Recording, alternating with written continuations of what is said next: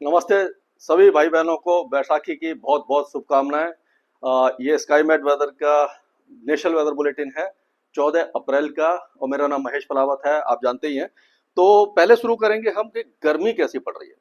तो अब जो गर्मी का सितम था अभी तक नहीं था, अब बहुत ज़्यादा तेजी से टेम्परेचर बढ़ने लगे हैं और 43 डिग्री के ऊपर भी पहुंच गए हैं। आप देखिए कि मैं आपको दिखाता हूं कि किस इलाके में कि टेम्परेचर ज़्यादा है। ये जो इलाका है आपका, ये रायलसीमा वगैरह है। यहाँ पर अगर हम देखें, इसको अगर मैं कर्सर लेके आऊं तो यहाँ पर देखिए, ये है, हाँ,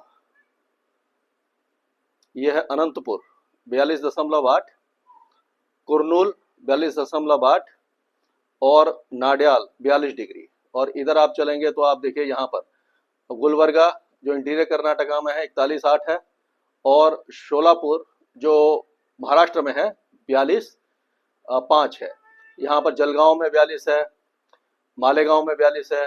और यहाँ पर आप देखिए अमरेली 42 के आसपास है, और उसी तरह से राजकोट भी 42 के आसपास है। और यहाँ पर ये 41.8 है, ये आपका बाड़मेर में। तो मतलब कई इलाके में अब 40 डिग्री के ऊपर टेम्परेचर आने लग गए हैं। और ये काफ़ी ज़्यादा चिंता का विषय इसलिए है क्योंकि जो हमारा ज़्यादातर जो देश है उसमें बहुत ज्यादा अमीर लोग नहीं है।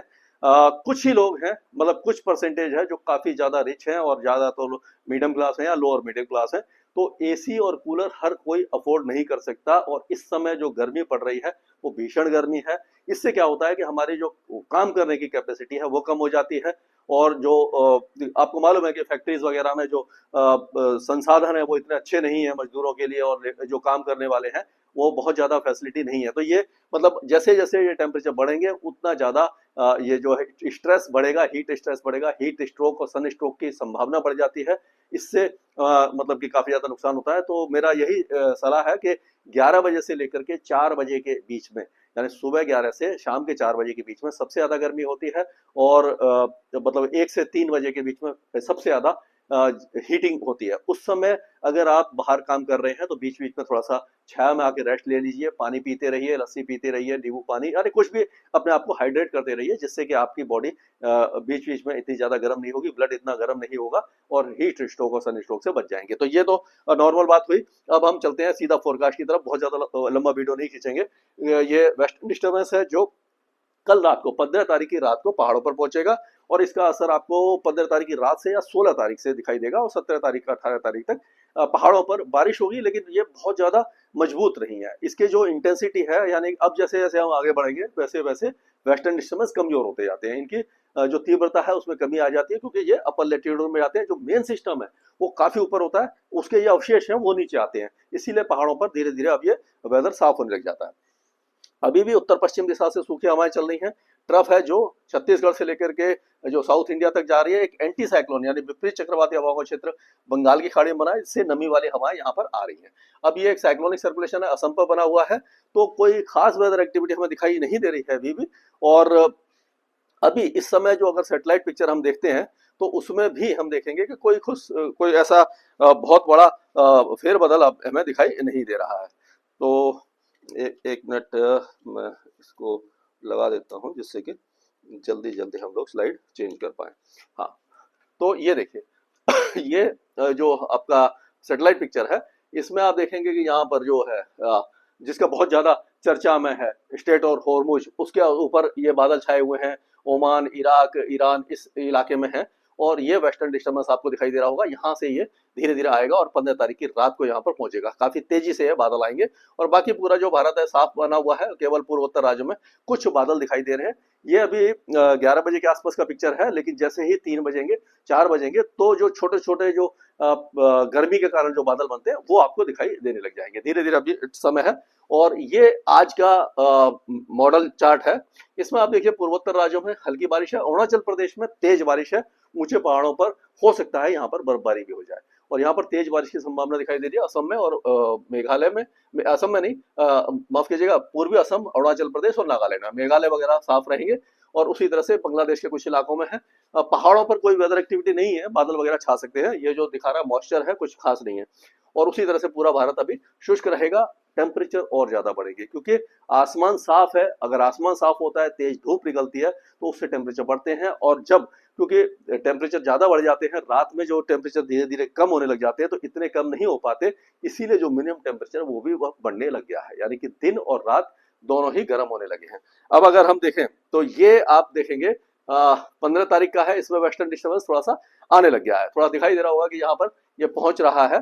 तो ये वेस्टर्न डिस्टर्बेंस काफी मतलब कि अफगानिस्तान के ऊपर आता हुआ दिख रहा है। लेकिन ये रात को यहाँ पहुंच जाएगा, 15 तारीख की रात को यहाँ पहुंच जाएगा। और 16 तारीख को आप देखेंगे कि ये अफगानिस्तान, उत्तरी पाकिस्तान और ये जो आपका जम्मू कश्मीर है, गिलगित बाल्टिस्तान, मुजफ्फराबाद, यहाँ पर बारिश है। और हो सकता है इसके असर से उत्तरी पंजाब में गुरदासपुर, अमृतसर, पठानकोट, ये जो इलाके हैं, यहाँ पर भी हल्की बारिश हो जाए। तो ये मतलब पहले लग रहा था ऊपर जाएगा, थोड़ा सा नीचे है, लेकिन हिमाचल और उत्तराखंड में कोई खास वेदर एक्टिविटी नहीं है। हिमाचल में 17 और 18 तारीख को बारिश हो सकती है। अब ये 17 तारीख का है। 17 तारीख में आप देखिए कि जो पाकिस्तान के जो पंजाब प्रांत है उसमें बारिश है, और काफी इलाकों में है। गिलगित बाल्टिस्तान, मुजफ्फराबाद, लद्दाख और जम्मू कश्मीर में कुछ इलाकों में तेज बारिश है। हिमाचल के ऊंचे पहाड़ों पर बारिश दिखाई देगी। उत्तराखंड लगभग साफ रहेगा, लेकिन ऊंचे पहाड़ों पर बादलबाही हो सकती है, या एक दो स्थानों पर हल्की बूंदाबांदी हो सकती है। पूरा भारत शुष्क बना हुआ है। और ये अगर हम देखें 18 तारीख को 14, 15, 16, 17, 18, हाँ 18 तारीख को कुछ चेंजेस हमें दिखाई देते हुए आते हुए दिखाई दे रहे हैं। ये देखिए, ये हवा आ रही है यहाँ से, ये आपकी एक तो ये ट्रफ बन रही है, मतलब इसको अच्छी तरह समझते हैं। ये देखो, ये ट्रफ बन रही है, तो यहाँ पर ये बारिश की गतिविधियां पाकिस्तान में दिखाई दे रही है। और यहाँ से ये हवाएं घूम करके इधर आ रही हैं, और यहाँ से ये घूम करके इधर आ रही है, यानी दो अपोजिट विंड यहाँ पर भी मिलती हैं। जब ये दो अपोजिट विंड मिलती हैं, तो क्या होता है कि ये जो मध्य महाराष्ट्र है, आपका मराठवाड़ा, इस इलाके में बारिश की गतिविधियां हमें दिखाई दे रही हैं।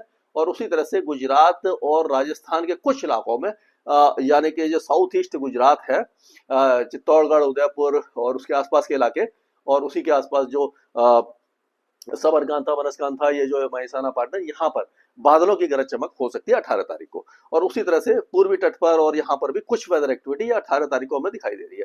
19 और 20 तारीख को ऐसा लग रहा है कि राजस्थान, गुजरात और मध्य प्रदेश, महाराष्ट्र, यहाँ पर भी बारिश होगी। लेकिन अभी क्योंकि काफी आगे का फोरकास्ट है, इतनी जल्दी ये सारा डिस्कस करना अभी सही नहीं है, जो हो सकता है उसमें चेंजेस आया। लेकिन कुछ आपको दिखाई दे रहा होगा कि हाँ, यहाँ पर ये जो, और ये होता क्यों है, ये बहुत ज्यादा जरूरी है समझना। क्योंकि यहाँ से देखिए ये हवाएं आ रही हैं, थोड़ी सी अंदरूनी हवाएं, तो सूखी हवाएं हैं, और यहाँ से नमी लेकर के इस तरह से आ रही है। तो ये दो अपोजिट जब विंड मिल जाती है, तो यहाँ पर बारिश की संभावना बन जाती है। तो कुल मिलाकर के यह कहा जा सकता है कि अब जो गर्मी है वो अपना प्रचंड रूप ले लेगी, हीट वेव जैसी स्थिति बन जाएगी। और ये जो, क्योंकि जैसे मैंने बताया कि जब 45-44 डिग्री तक टेम्परेचर आ जाते हैं, तो बीच बीच में अनस्टेबिलिटी बढ़ती है, और उस समय जो गरज चमक के साथ धूल भरी आंधी, बारिश और जो तेज हवाएं चलती हैं, वो सारा अब दिखाई देगा। लेकिन ये बीच बीच में दिखाई देगा। 4-5 दिन काफी गर्मी रहेगी, उसके बाद इस तरह की वेदर एक्टिविटी रहेगी। और ये खास करके अभी तो ये दिखा रहा है कि जो मध्य भारत में ही दिखा रहा है, लेकिन फिर ये पंजाब, हरियाणा, राजस्थान, दिल्ली, उत्तर प्रदेश, इस इलाके में भी अप्रैल के एंड में आना शुरू हो जाएगा। और मई में आपको मालूम है कि सबसे ज्यादा खतरनाक प्री मानसून गतिविधियां होती हैं। तो उस पर हम नजर बनाए रखेंगे और आपको लगातार अपडेट करेंगे। और इसमें मुझे ऐसा लग रहा है कि इस समय सारी फसलें वगैरह कट गई हैं, तो कोई नुकसान भी नहीं है आंधी बारिश का। और अगर बारिश होती है, आंधी आती है, या जो ठंडा स्टॉर्म के साथ ठंडा शावर होता है, तो आगामी फसलों के लिए जमीन में जो पर्याप्त नमी है वो काफी ज्यादा अच्छी रहेगी। मौसम विभाग ने फोरकास्ट कर दिया है, कल आपने देखा होगा 92% बोला है लॉन्ग पीरियड एवरेज का, यानी कि उन्होंने 8% कम बताया, हमने 6% कम बताया था, हमने 94, मतलब कोई खास फर्क नहीं है, दोनों का एतबार ही है। 1-2% इधर उधर हो सकता है। तो कुल मिलाकर के ये कहा जा सकता है कि मानसून थोड़ा सा कमजोर है, लेकिन चिंता वाली बात नहीं है, बीच बीच में बारिश होती रहेगी और आपको भिगोती रहेगी। स्काई मैट वेदर में अभी के लिए इतना ही।